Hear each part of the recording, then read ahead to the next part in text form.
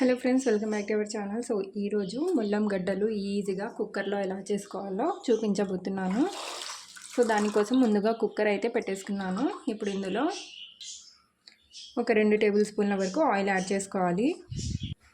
Oil heat అయిన తర్వాత సన్నగా కట్ చేసి పెట్టుకున్న ఆనియన్, ఒక మీడియం సైజ్ ఆనియన్ ఇలా సన్నగా కట్ చేసి యాడ్ చేసుకోవాలి. ఇందులోనే పసుపు కూడా ఒక 1/2 టీ స్పూన్ వరకు యాడ్ చేసుకోవాలి. ఇప్పుడు ఇవి మంచి కలర్ చేంజ్ అయ్యేంత వరకు బాగా ఫ్రై చేసుకోవాలి. అంటే ఎక్కువ మరీ బ్రౌన్గా అయ్యే అవసరం లేదండి, జస్ట్ కొద్దిగా గోల్డెన్ బ్రౌన్ కలర్లో వచ్చేస్తే సరిపోతుంది. ఇలా ఆనియన్స్ కొద్దిగా కలర్ చేంజ్ అయిన తర్వాత ఇందులో 1 టేబుల్ స్పూన్ వరకు అల్లం వెల్లుల్లి పేస్ట్ యాడ్ చేసుకోవాలి. యాడ్ చేసుకొని పచ్చి వాసన పోయేంత వరకు బాగా ఫ్రై చేసుకోవాలి. సో ఇప్పుడు ఇందులోనే మెంతం కూర కూడా యాడ్ చేస్తున్నాను. సో ఇలా ముందుగా వాటర్లో శుభ్రంగా వాష్ చేసుకొని యాడ్ చేసుకోండి, ఓకేనా? లేదంటే మొత్తం మట్టి మట్టి ఉంటుంది కదా.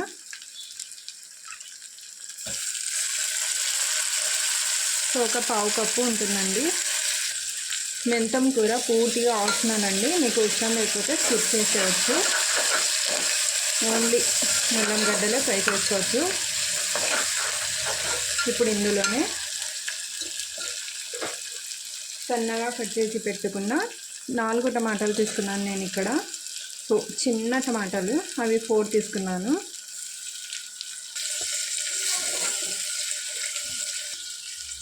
సో టమాటాలు వేసుకొని టమాటాలు బాగా మెత్తగా సాఫ్ట్గా అయ్యేంత వరకు ఫ్రై చేసుకోవాలి. ఓకే అండి. సో టమాటాలు ఇలా బాగా మెత్తగా సాఫ్ట్గా అయిన తర్వాత ఇందులో సో ఇక్కడ చూడండి, నేనైతే ఇలా కట్ చేసి పెట్టుకున్నానండి ముల్లం గడ్డలు. వీటిని యాడ్ చేసుకోవాలి. కుక్కర్లో అయితే చాలా క్విక్గా, అసలు ఒక 2 నిమిషాల్లోనే కుక్ అయిపోతుందండి. మధ్య మధ్యలో వచ్చి దీన్ని మిక్స్ చేసే అవసరం కూడా లేదనమాట. ఇప్పుడు ఇందులోనే రుచికి సరిపడినంత ఉప్పు కూడా యాడ్ చేసుకోవాలి. అలాగే కారం పొడి.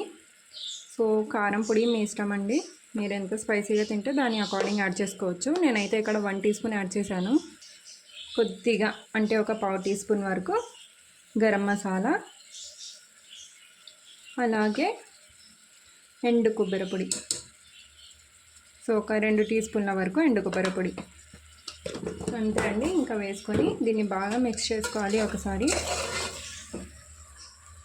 హై ఫ్లేమ్లో పెట్టి మిక్స్ చేసుకోండి. సో 1 మినిట్ వరకు. ఓకే అండి. సో ఇలా బాగా మిక్స్ చేసుకున్న తర్వాత ఇప్పుడు ఇందులో వాటర్ యాడ్ చేసుకోవాలి.